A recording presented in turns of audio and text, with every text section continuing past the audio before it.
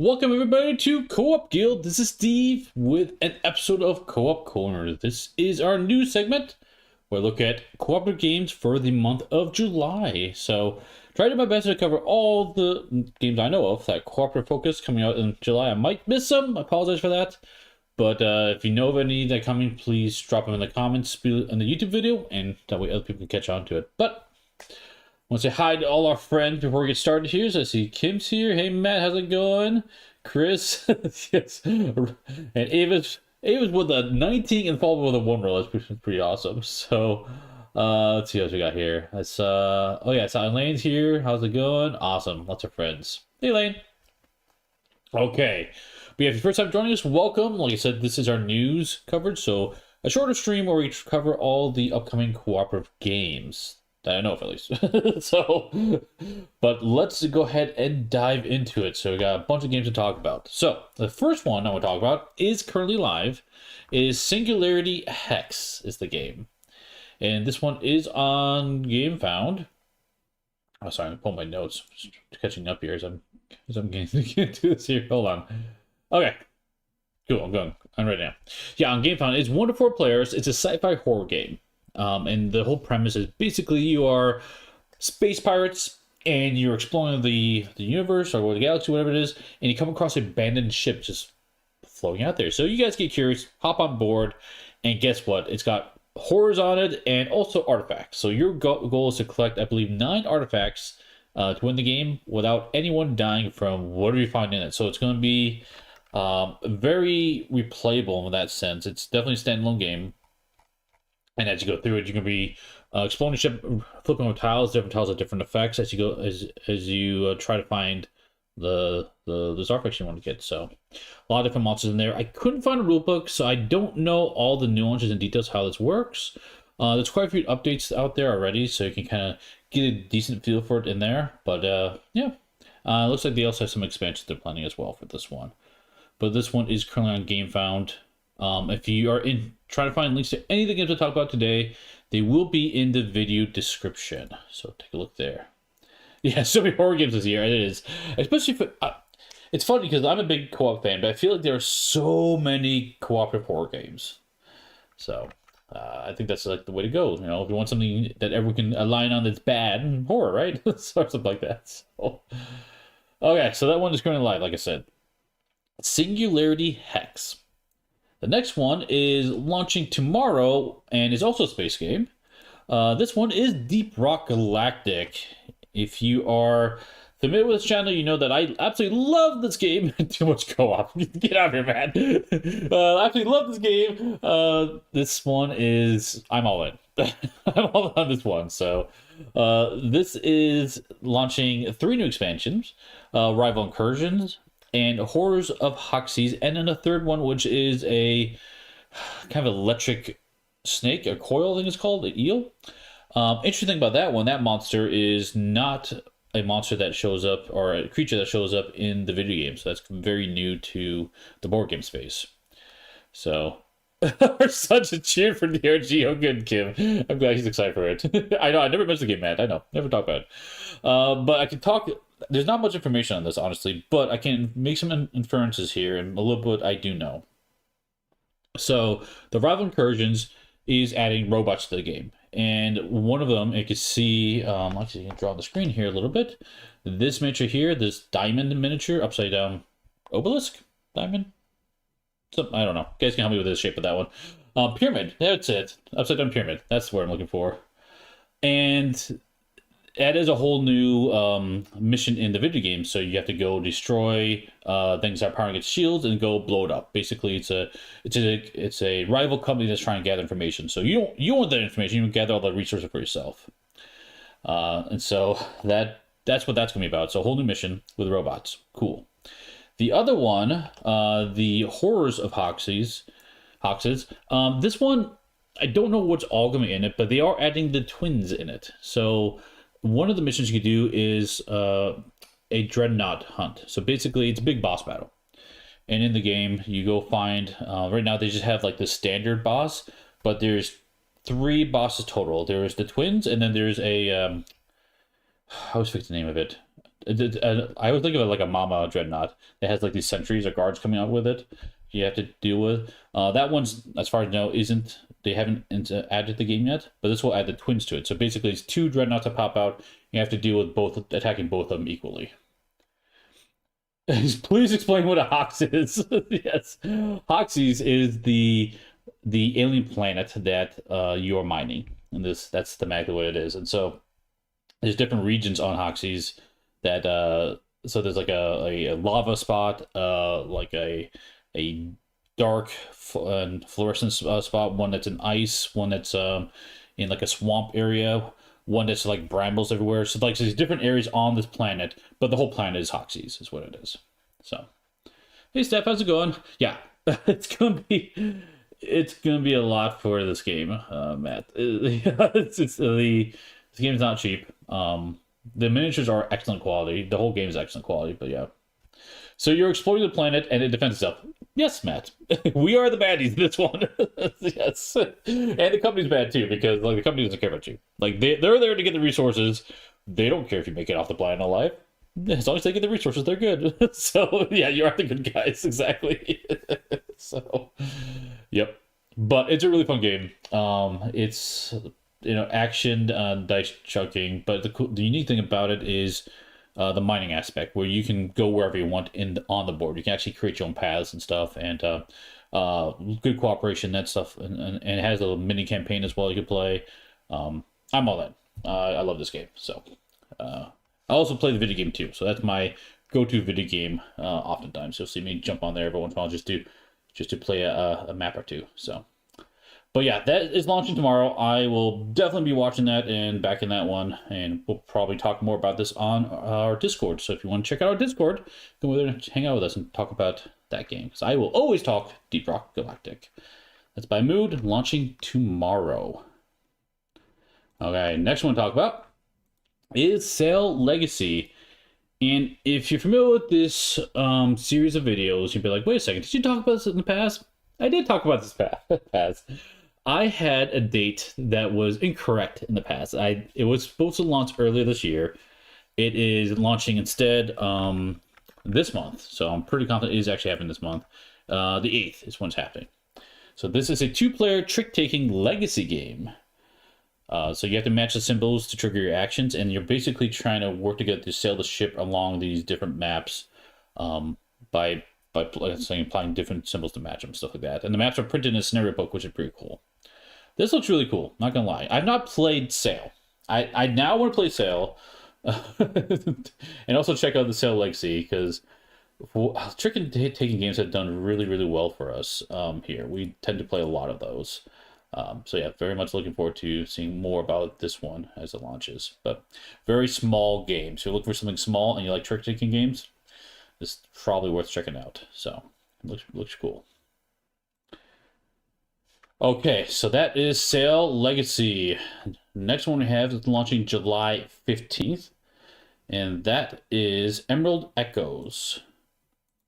So Emerald Echoes is a puzzle game. If you like escape room type games, this is one to check out. So this one is going to have 13 puzzle folders in it. You can play it solo or co-op, and basically you pull out one of these puzzle folders and it's going to have a bunch of fun components in it. It's going to have a paper you have to read, like a narration aspect to it. In addition to that, it's going to have these little blue envelopes as well in each of those 13 folders. And those little blue envelopes are like an overall puzzle you have to solve. So over the course of all 13 puzzles, so like basically each puzzle is kind of standalone in of itself, but they have another envelope in there that is an overall puzzle across the entire game you have to try and solve. So yeah, don't know a whole lot about it because I'm sure they're going to try to keep it kind of quiet on this. This is a standalone expansion, maybe a standalone continuation to say, of a previous game, and I forget the name of it. Is it on here? I forget. Emerald Flame, that's it. Emerald Flame was the original game they played, they set up. So this is Emerald Echoes, so it's the second iteration of this. But you don't have to play the first game. It's completely separate. You can just jump in this one as is. I love the idea of games like this by inevitably you get frustrated quickly. They do have hints in here as well. You don't need any computers for this one as well, or any electronics. I forget how they described it, but there's another book in there, and it will give you not all the hints right away, but give you a little hint each time you need to dig into it. I forget exactly how it works, but it sounds like you can get drip feed of hints if you get frustrated in this one. Post curious equals auto back. Okay. So cool. So yep. So I'm guessing you might have played this, Kristen. I'm guessing you might have played the other one. So yeah, let me know in the chat if you have experienced that, because it looks fun. It looks fun. So if you like narrative, like I said, narrative puzzle games is what it is. But getting hints feels bad. That's fair enough. That's fair enough. You want to get without hints. Yeah, I feel like I always get stuck in the thinking about the wrong way of approaching a puzzle in this one. I always need some hint at some point. But I love that type of stuff. You've played every post-curious game. Oh, cool, Chris. Awesome. Well, I'm guessing you'll probably be back in... Yeah, you said auto back. Yeah, of course. Back in this one, so...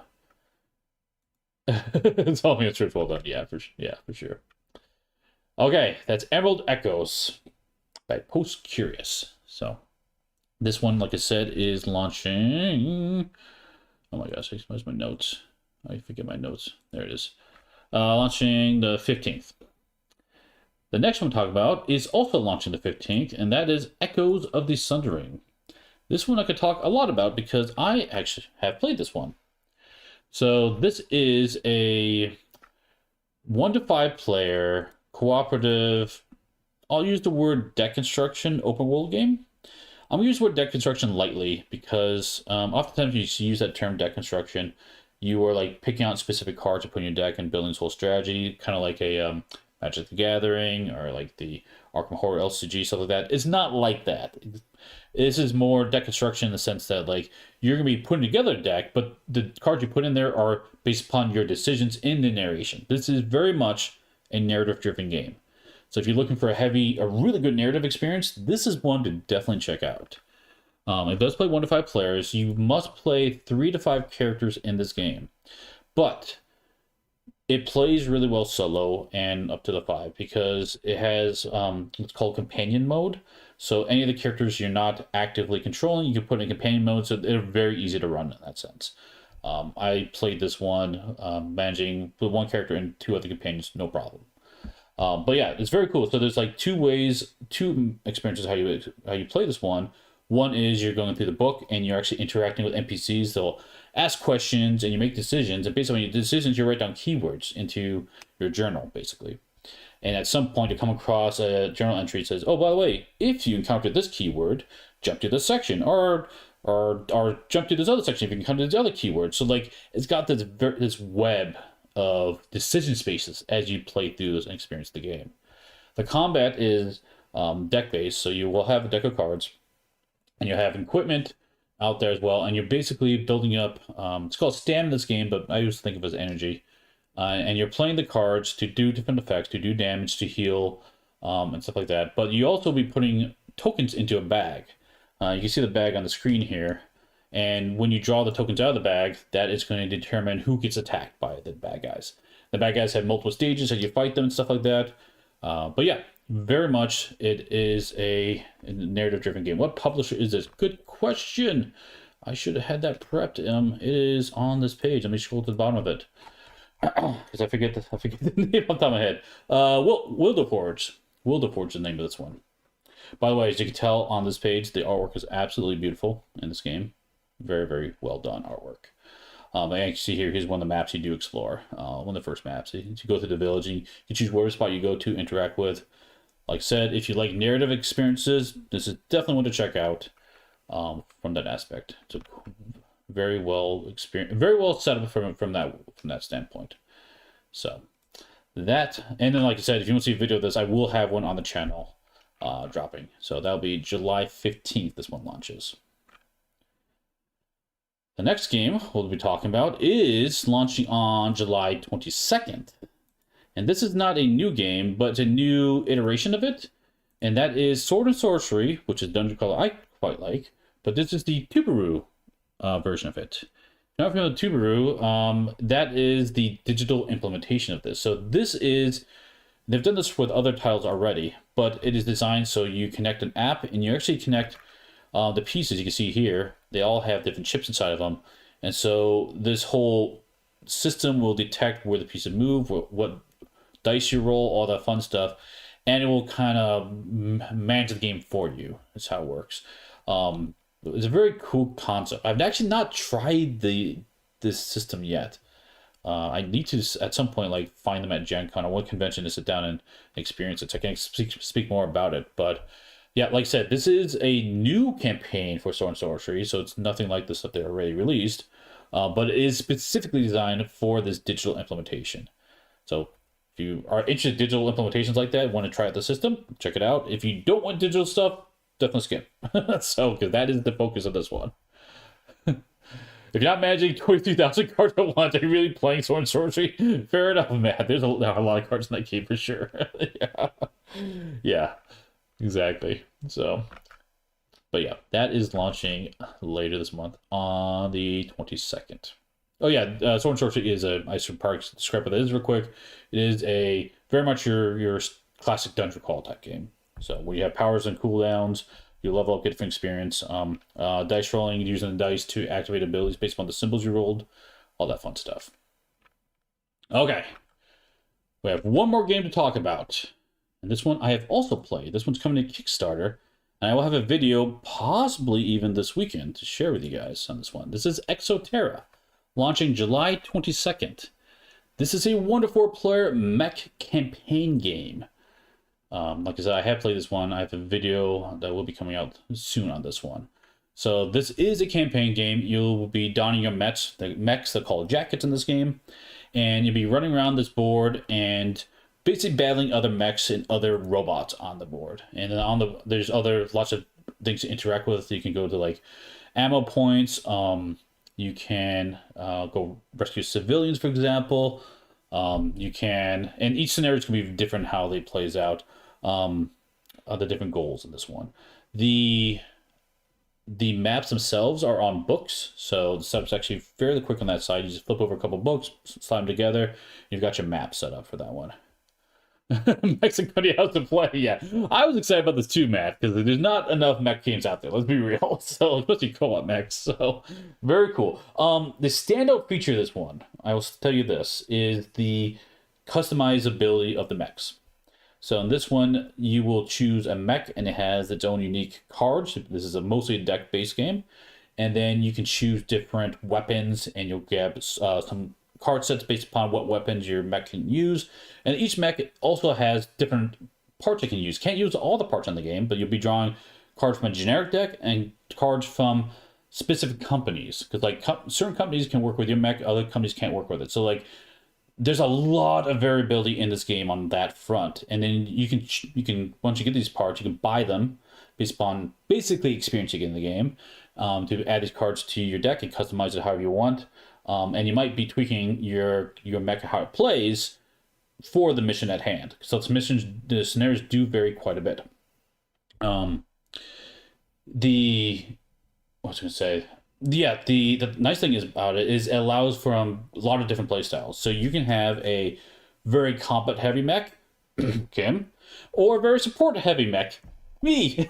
So, and it works great in both those scenarios, for sure. The old wallet buster. So Sean, hey Sean, how's it going? Did you or the person you cheered have fun? Yes, we had fun. Kim and I did have fun with this one. Yeah, it was a good time. So no worries, Greg. Nice you made it here anyway. So, but no, this is a fun game. I like this one. It's interesting because there's a narrative element as you play through the number of scenarios in the game, but it has a strong emergent narrative as well, where decisions you make in the game will follow you forward through the campaigns as well. It sounds very generic when I say that, but you'll see it in the videos as we go through. I'll explain a little bit. But basically, if I didn't take out that supply depot, or didn't raid it, guess what? The enemies, they raid it. So now they get this additional card. And basically, the cool thing about the enemies in this game, they have a mech, a pilot, and then sometimes other cards as well. Macros are called. And basically, the combination of those will determine the AI's behavior. So they're very dynamic in that sense. You, of course, have your own pilot and mech with all sorts of stuff, but there's a lot of variety in this game. This is a game that if you wanted to replay the campaign, you absolutely could, and it would feel very, very different. So, on the scale of Armored Core Mecha Break, where does it land? So, yeah. Can you merge your mechs? I want a true Voltron game. They cannot merge your mechs, Matt. No. But I will relay that to the designer. Maybe he can think of something. That'd be pretty sweet. So, yeah, that'd be really awesome. Or maybe there's something. I've only played the first few scenarios. Maybe it's a later scenario, and I don't know. But as far as I can tell, I don't think it happens. But you will be donning different mechs. Oh, the other thing that's interesting too is you have a history too, because as you fight these other jackets, the enemies, like if you take one out, they get replaced with a more advanced mech, which is pretty sweet. So, but yeah, that is ExoTerra launching. Well, it might vary a little bit, but the goal is launching July 22nd. It's a 1 to 4 player mech campaign game. So, I have no money for Kickstarter. Don't tell the designer I want back regardless. No worries.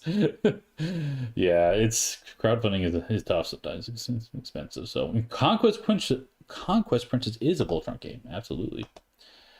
So that, my friends, is what I have for the month of July. So quite a few co-ops coming this month, some really good ones. If you guys have questions on anything I have here, especially the ones I played, you can drop a comment in the YouTube section below. I'll do my best to answer there, or head over to Discord.